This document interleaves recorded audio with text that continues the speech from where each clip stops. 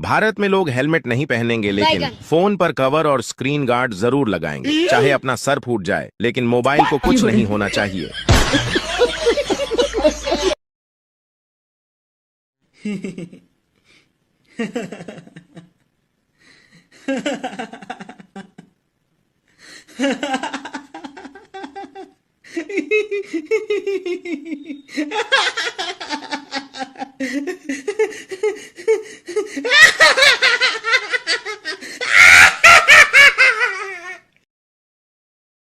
सुबह ब्रश किया तो टूथपेस्ट में लौंग थी, फिर चाय पी उसमें भी लौंग थी, दोपहर में दाल खाई उसमें भी लौंग थी, रात को बिरयानी खाई उसमें भी लौंग थी, सोने से पहले पान खाया उसमें भी लौंग थी।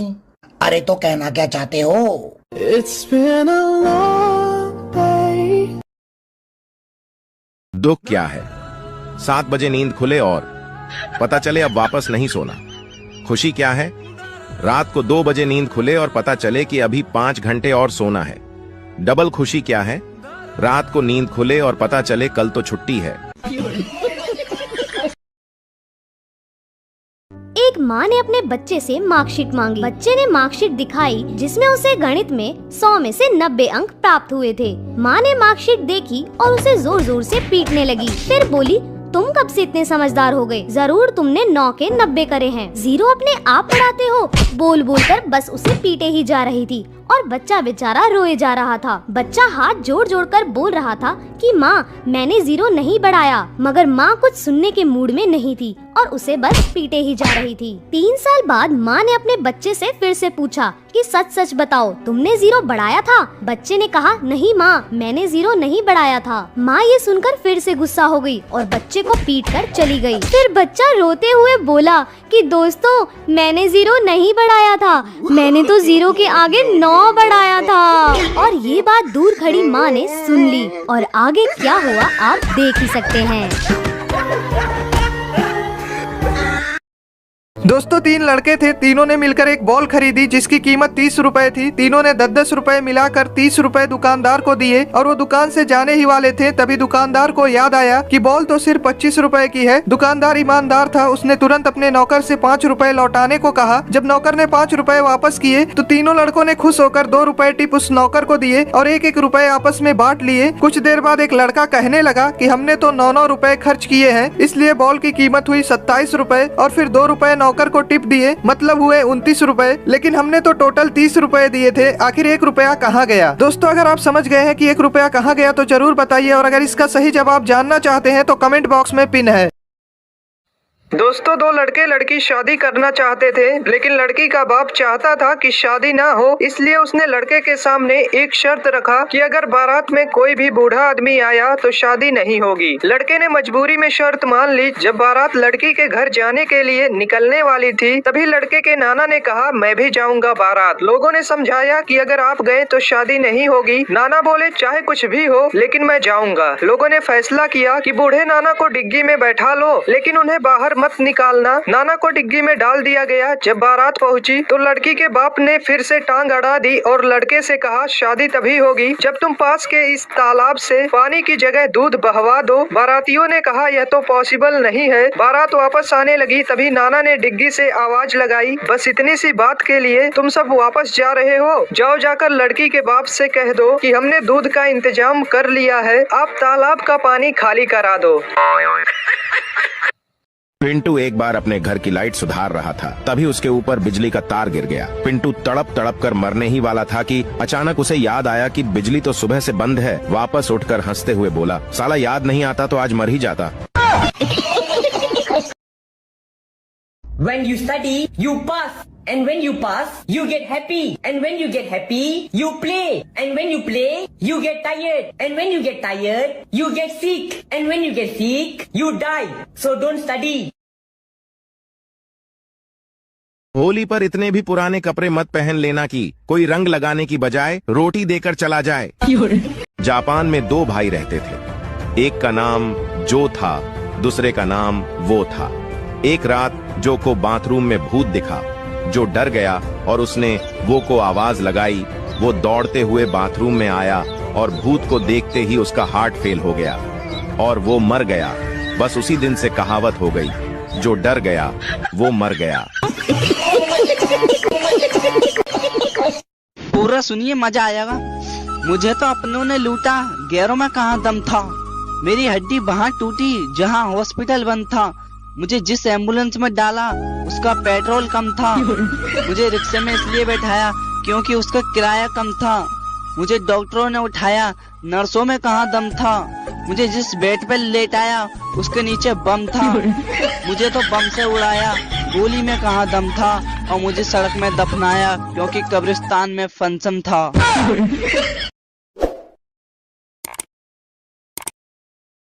भारत पाकिस्तान के बीच जो लड़ाई हुई उसमें कुछ भी अच्छा नहीं हुआ, लेकिन एक चीज जो अच्छी हुई वो ये हुई कि हमें पता चल गया हमारे देश के लिए कौन कौन वफादार है। इस 6 दिन की लड़ाई में भारत के हर नागरिक ने इंडियन आर्मी का बहुत साथ दिया, पर एक सेक्शन और था ऐसा जिसने पूरे भारतीयों का साथ दिया, वो थे हमारे इन्फ्लुएंसर्स। हाँ, इस लड़ाई में हमारी इंडियन मीडिया ने काफी झूठी खबरें फैलाई, लेकिन अगर हमारे इन्फ्लुएंसर्स नहीं होते तो हम भी पाकिस्तान की तरह झूठी बातों में उलझ कर रह जाते। लोगों ने मीडिया से ज्यादा वीडियो क्रिएटर्स की सुनी। लिटरली पाकिस्तानी एक्टर्स हारने के बाद भी विक्ट्री परेड निकाल रहे हैं, पर हमारे एक्टर्स तो सारे चुप रहे और कुछ इन्फ्लुएंसर्स भी चुप रहे ताकि उनकी ऑडियंस न चली जाए। पर जो बोले उन्होंने हमें एक हौसला दिया और ऐसे वक्त में हिंदू मुस्लिम करने से रोका। एक नया फोन लेकर उसकी अनबॉक्सिंग वीडियो बना देना, चाची को साड़ी दिला देना या फिर वीडियो कॉल पे एक दूसरे को गाली दे देना। अगर तुम्हारी नजर में कंटेंट इसे कहते हैं तो जाकर प्यार से फॉलो करो। पर चलो आओ थैंक्स बोलते हैं उन लोगों को जिन्होंने ऐसे वक्त में हमारे देश का साथ दिया। कमेंट्स में उस इन्फ्लुएंसर को, उस वीडियो क्रिएटर को टैग जरूर करना जिसने आपको सबसे ज्यादा होप, जिसकी वीडियो आपने सबसे पहले देखी और जिसने आपको सही इन्फॉर्मेशन दी। भेज दो सबको ये वीडियो।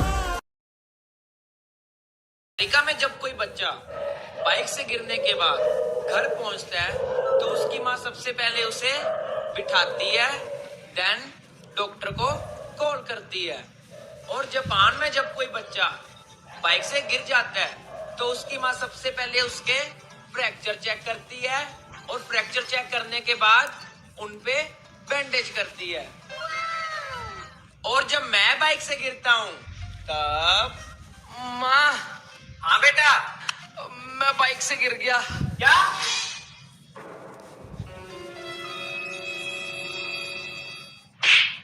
और तेज चला बाइक।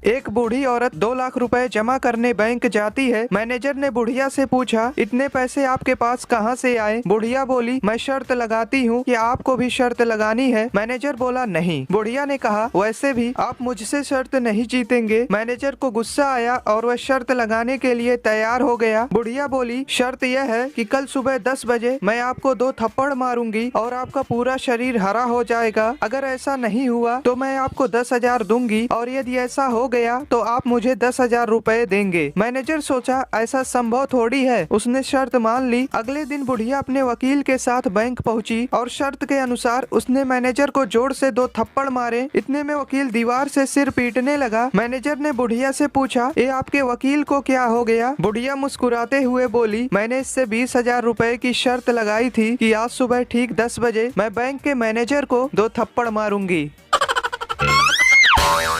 दोस्तों, एक बार एक राजा के राज्य में महामारी फैल गई। चारों ओर लोग मरने लगे। एक रात राजा को एक सपना आया कि हे राजा, तुम्हारी राजधानी के बीचों बीच जो पुराना सूखा कुआं है, अगर अमावस्या की रात को राज्य के हर घर से एक एक बाल्टी दूध उस कुएं में डाल दिया जाए तो अगली ही सुबह ये महामारी समाप्त हो जाएगी। राजा ने अगले दिन पूरे राज्य में यह घोषणा करवा दी कि महामारी से बचने के लिए अमावस्या की रात को हर घर से कुएं में एक एक बाल्टी दूध डालना जरूरी है। अमावस्या की रात जब लोगों को कुएं में दूध डालना था, उसी रात राज्य में रहने वाली एक कंजूस बूढ़ी औरत ने सोचा कि सारे लोग तो कुएं में दूध डालेंगे, अगर मैं एक बाल्टी पानी डाल दूं तो किसी को क्या पता चलेगा। उस कंजूस औरत ने रात में चुपचाप एक बाल्टी पानी कुएं में डाल दिया। अगले दिन जब सुबह हुई तो महामारी समाप्त नहीं हुई। राजा ने जब कुएं के पास जाकर इसका कारण जानना चाहा तो उसने देखा कि सारा कुआं पानी से भरा हुआ है। दरअसल दोस्तों, ऐसा इसलिए हुआ क्योंकि जो विचार उस बूढ़ी औरत के मन में आया था वही विचार सभी लोगों के मन में आ गया और सबने कुएं में दूध की जगह पानी डाला। दोस्तों, बात सिर्फ इतनी सी है कि जब भी कोई ऐसा काम आता है जिसे बहुत सारे लोगों को मिलकर करना होता है तो अक्सर हम अपनी जिम्मेदारियों से यह सोचकर पीछे हट जाते हैं कि कोई न कोई तो कर ही देगा। CBSE, UPSC, दिन में सोडा रात को लस्सी, ICSE, NTSE गोल करेंगे रोनाल्डो मेसी। बोर्ड एग्जाम में होने वाली है सारे बच्चों की ऐसी की तैसी। चिंता ता चिता चिता चिंता ता ता। फेसबुक से थक जाते हैं तो व्हाट्सएप चले जाते हैं, जब व्हाट्सएप से थक जाते हैं तो इंस्टाग्राम पर चले जाते हैं। ओह माय गॉड, इतनी भाग दौड़ भरी जिंदगी हो। एक अमीर लड़की को स्कूल में गरीब परिवार पर निबंध लिखने को कहा गया। जरा गौर फरमाइए लड़की ने क्या लिखा। एक गरीब परिवार था, पिता गरीब, माँ गरीब, बच्चे गरीब। परिवार में 4 नौकर थे, वो भी गरीब। स्कॉर्पियो कार थी, वो भी टूटी हुई थी। उनका गरीब ड्राइवर बच्चों को उसी टूटी कार में स्कूल छोड़ के आता था। बच्चों के पास पुराने एप्पल आईफोन 8 मोबाइल थे। बच्चे हफ्ते में सिर्फ 3 बार ही ताज होटल में खाना खाते थे, बाकी दिन घर पर ही खाते थे। घर में सिर्फ 2 ही एसी थे और वो भी सेकेंड हैंड। सारा परिवार बड़ी मुश्किल से ऐश कर रहा था।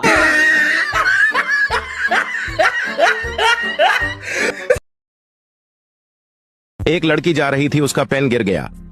एक लड़का उसका पेन उठाकर दिया और बोला, आपका नाम? लड़की बोली, पिता के पहले और माता के बाद लगाते हैं वही है मेरा नाम। आप बताओ लड़की का क्या है नाम? ये बड़ी अच्छी बात कही आप। लड़की, डॉक्टर साहब मेरा बेटा बाइक से गिर गया। डॉक्टर, मैं हिंदी में अच्छा नहीं हूँ, कृपया मुझे अंग्रेजी में बताओ। लड़की, मेरा लौंडा गिरौंडा हीरो होंडा ब्रोकन हड्डी, कर दे पट्टी। सोचा था 2 शादियां करूंगा, एक पीटेगी तो दूसरी बचाएगी। रात को सपना देखा, एक ने पकड़ रखा था, दूसरी पीट रही थी।